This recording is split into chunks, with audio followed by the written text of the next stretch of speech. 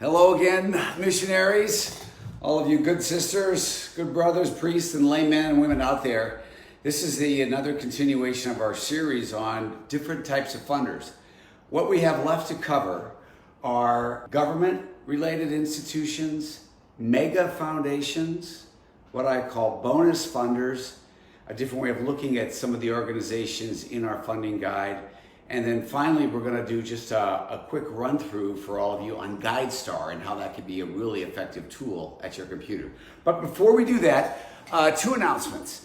The first is that what I have here, hopefully our cameraman can, if they zoom in or not, but these are the covers for the Guia and the Guide, the Spanish and the French versions of the funding guide. So our printing company sends us these just before the book goes to print. So I'll just set those down there.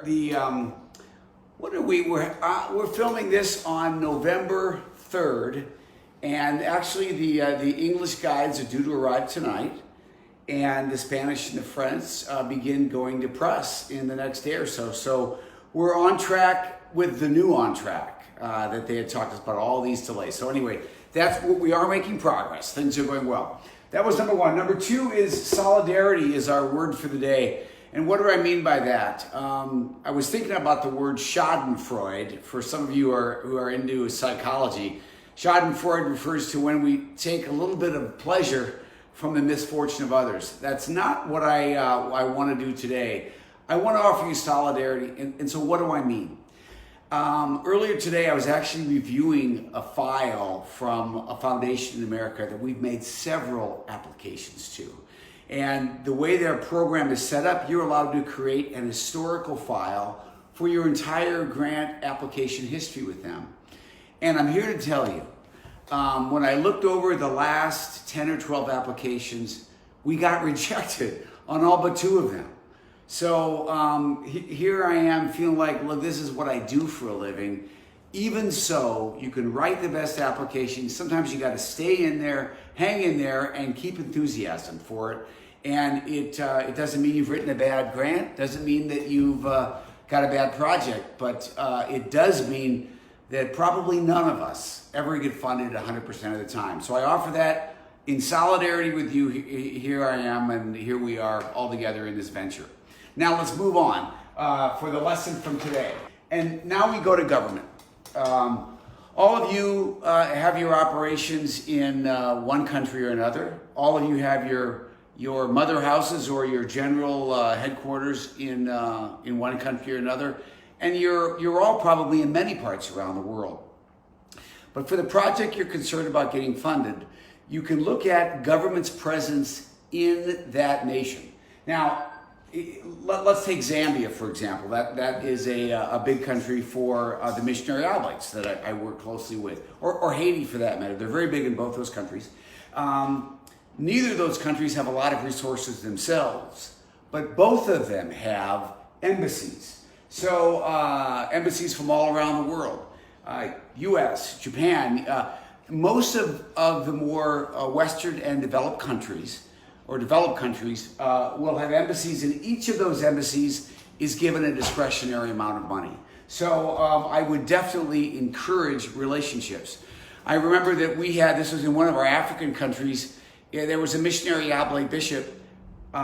Very shortly after he became bishop, he literally made visits to the various embassies and actually developed good relationships with Norway, Sweden, and I think Denmark, and ended up getting nearly every year some type of discretionary grant from those embassies. So I would definitely call your attention. It is worth a visit.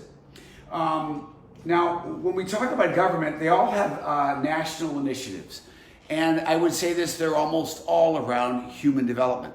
Sometimes there's a trend now for some of the countries that are supporting Africa to look at roads. There are other countries that we've worked with, for example, in Haiti and some of the Caribbean countries, big focus on healthcare and education. Find out what these are. You'll find out about those through the embassy, through embassy staff. It isn't difficult to get an appointment. You might have to wait, but you can ask for an appointment to meet with one of the program officers. You can also go to CRS Caritas, and in terms of being from the U.S., your USAID rep. And they will be able to tell you what are the initiatives that the countries that are trying to support the given country where you are, what they're trying to do. And I'll give you an example of how that can work out very positively. I know of a congregation that just started an initiative dealing with Muslim refugees in Western Sahara. They met with Caritas about this. Caritas ended up giving them a grant of nearly $100,000. And now with the Caritas representative, they're also going to be visiting with a few embassies in Western Sahara to find out for those countries that are concerned about the migrant, the homeless population, the Muslim diaspora, if you will, that is increasing in population in Western Sahara. So that's an example of how that can play out. I put down ASHA here, and it's an American fund, but it stands for American Schools and Hospitals Abroad. It's what I call big risk, big reward, in the sense that they don't make as many grants, but the grants that they do make are very large. I know of only one grant where we have succeeded with them, and that was for a school in the Philippines. It was actually a college. It was a very large grant that they made for that. But it is a very long process. If you have a school or a hospital in a country, before going through the application process, I would talk to a USAID rep. I would talk with, Catholic Relief Services would probably know the people to talk to as well in your country, and you'll find out if there's interest or even potential interest. I would say the degree to which ASHA and some of these other government human development initiatives are funded can vary greatly depending on who's in office. During the 4 years of President Trump in the United States, there was a real chill on funding that did not necessarily have a national security interest. So a concern for America through their foreign aid to impact human development projects was not nearly as active under President Trump as it was before under President Obama, but importantly, as it will be, we believe, under President Biden, where there's a renewed interest in the impact, the human development impact of United States foreign aid. You have that already. You see that where regarding Afghanistan, for example, Secretary of State Blinken talked about the importance of diplomacy over military operations. Similarly, the public relations work of human development. So this is a process around the national initiatives and ASHA. And finally, I make a note here, and it's just hospitality and relationship. You don't necessarily have to worry about having the most eloquent or well thought out program at the beginning. Basically, if you just try to develop a relationship with some of these embassy staff, some of the people, the CRS representatives in your country, the Caritas representatives, for most of them, they're far from home. All of the embassy personnel, for example, the official personnel, are going to come from the US or Germany or France or Japan or Kuwait, wherever it is, and they're in the embassy in your country. They're far from home.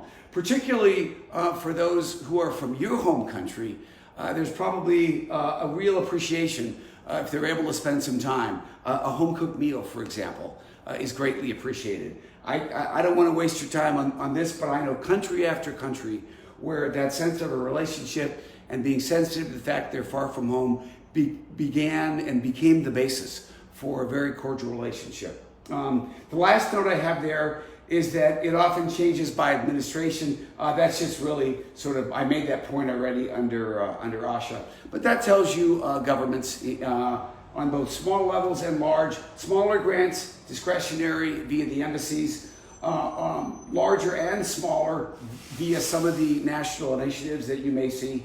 And on a large basis, ASHA, at least in the United States, for schools and hospitals. And that will do it for governments. Thank you.